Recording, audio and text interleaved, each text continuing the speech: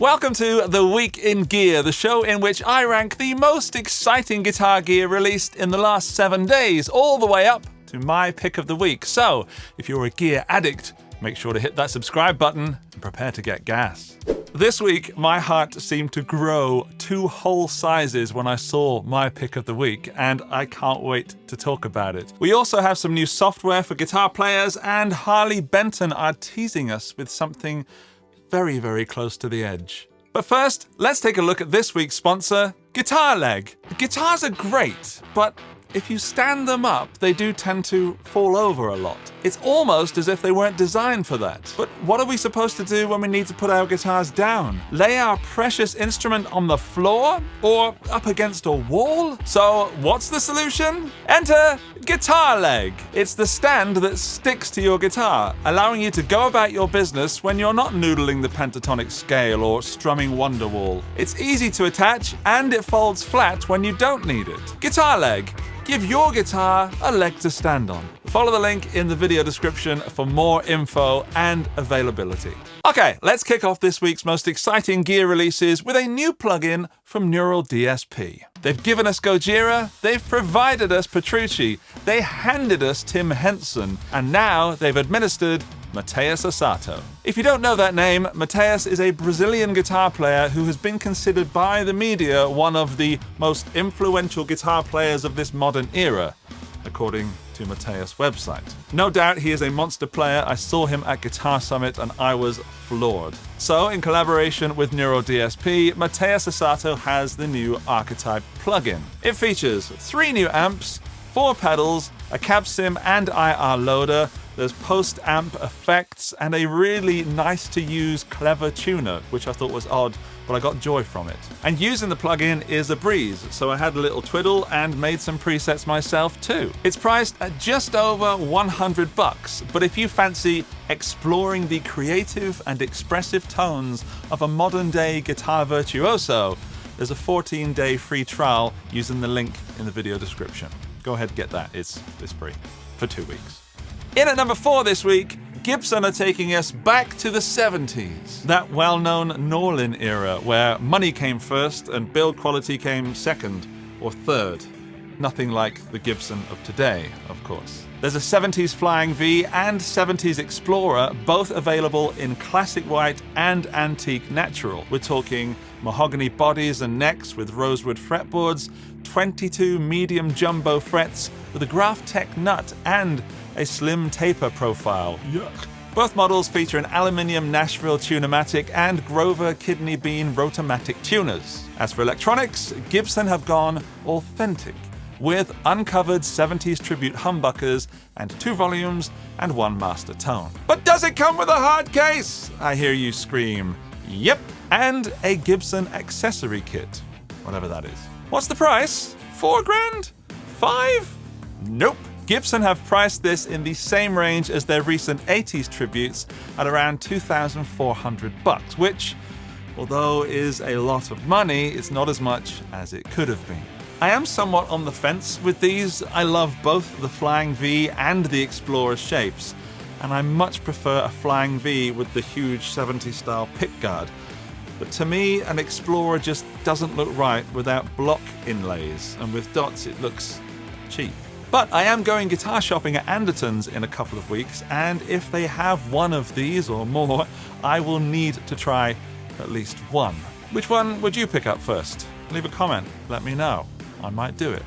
Number 3. Although not released yet, I got to play the brand new Harley Benton prototypes. Yes, Harley Benton are working on a range of single pickup, 1 knob S-type guitars, which Bene described as quite punky. Quite punky. Or, to call a spade, Harley Benton are releasing a range of Tom DeLonge Strats that are chock full of tasty specs. They have a fixed string-through Babbage bridge, flamed maple necks with stainless steel frets, and those fret ends are the best fret ends I've ever seen on a guitar under €1,000. They've got locking tuners, rosewood fingerboard, and an Invader-style humbucker pickup.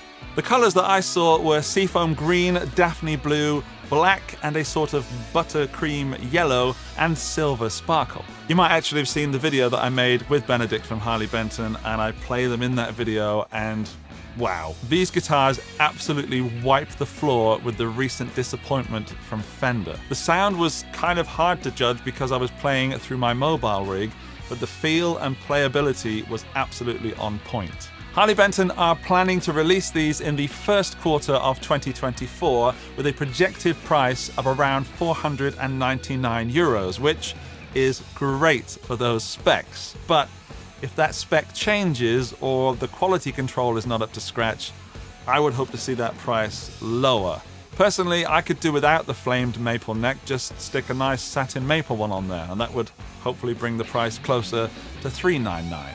Remember, these are prototypes, so the specs and colors and all that can change, but if Harley Benton can deliver on these, they are going to absolutely fly out of Thoman's warehouse and into the hands of some very happy players. In at number 2 this week, Fender. Would you believe it? Fender have another new product. Well, in fact, several, but this time, there's something big. The Fender ToneMaster Pro Multi-Effects Workstation.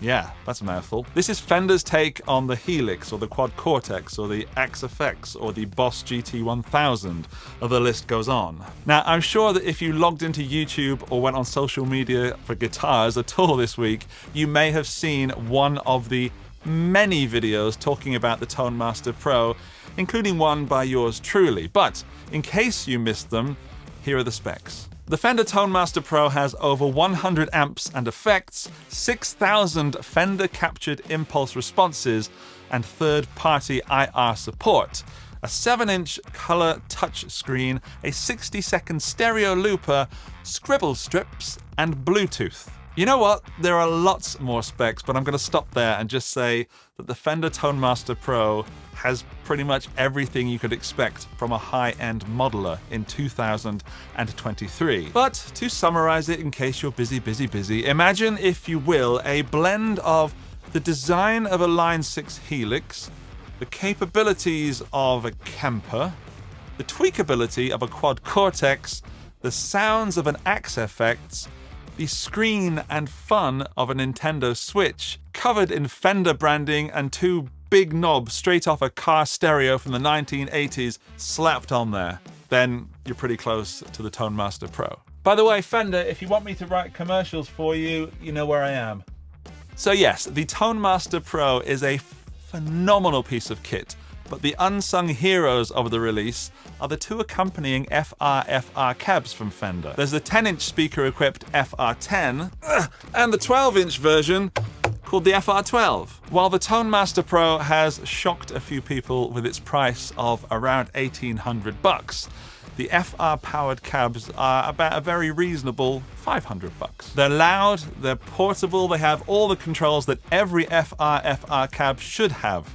Now, I obviously have one, and I'm seriously considering getting a second one for some lovely stereo action. As you can probably tell, I am truly into these new Fender toys, even though they are somewhat lacking in the crunch tone department. My advice, however, is one of these 2 options. Number 1, hold off on these to see what kind of updates and support Fender offer over the next few months. Or number 2, scroll madly down to the affiliate links in the video description like a demon-possessed consumer of goods and click buy, armed with the knowledge that for a short while at least, your brains will be so flooded with dopamine that maxing your credit card with gear will seem like the best idea you've ever had. Yeah, don't do that. Wait to see what happens. But Fender have already released an update to the firmware, and they've told me that this is the first of many to come. To put it in context, we see Kemper profiles on pro stages around the world still in 2023, and they've been around for over 10 years, consistently being updated. So, if Fender can offer the same, then you're probably good to go.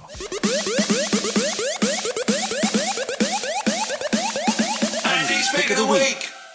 My pick of the week is the new IC420 FM VLS from Ibanez, known to you and me as the Iceman. Yes, the Iceman is back, and this time there are 2, because also available is the IC420 ABM. I first learned of the release of these thanks to the Facebook story of my friend and Ibanez genius, Dr. Dan. Hello, Dan. And for the first time in a long time, I felt my body physically change for the better at the sight of a guitar. Unusually, I'm going to start with the price first. These are coming in around a very pocket-friendly $700, with the Violin Sunburst one costing slightly more than the Antique Blue Metallic due to its flamed maple top. The rest of the specs are the same. So, the bound body and necks are made of Okume and both feature a 12-inch radius Jatoba fretboard. The new Icemans... Icemen?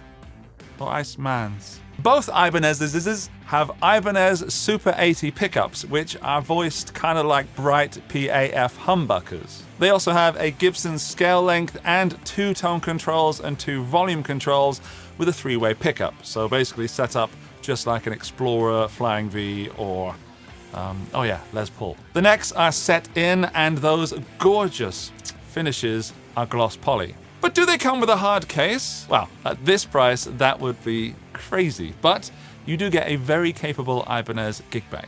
Now, obviously, I haven't played one yet, but quality-wise and specs, they must be very similar to my Ibanez FRM 300. And this guitar is really on point. In a couple of weeks, I will, however, have one in the studio to review. Good times. I've got to say, it's very encouraging to see Ibanez building with Jatoba and Okume. These woods are not lesser woods, they're just in less demand. So instead of promising mahogany and rosewood, they've looked at other ways to keep the price sensible. So I guess my bottom line on these beautiful, if not a little bit odd guitars, if you're after something with 2 humbuckers and a mahogany-like body with a maple top, but you want to stand out in a sea of Les Pauls, and Epiphone Les Pauls probably, take a look at my pick of the week, the gorgeous Ibanez IC420 FM VLS, the new Iceman. All right, we did it. That was Twig 21. Thank you so much to the supporters of the show who now have their names up on screen. And if you want to join them and have your name up in lights, then just click the join button, which is right here somewhere on YouTube, often down below the video between me and the video description. Also, special thanks to the top tier members. Buddha Blue! This prank is officially sponsored by Jason Welch, Buzzle, Shauna Loka, Sarang Narayan, Josh Tanberg, Gary O'Neill, and Stephen S. If you want to be kept up to date on all new guitar gear, go ahead and click there to subscribe, and don't forget to comment your pick of the week. And remember, it's not important what you play, it's why you play. See you in the next one.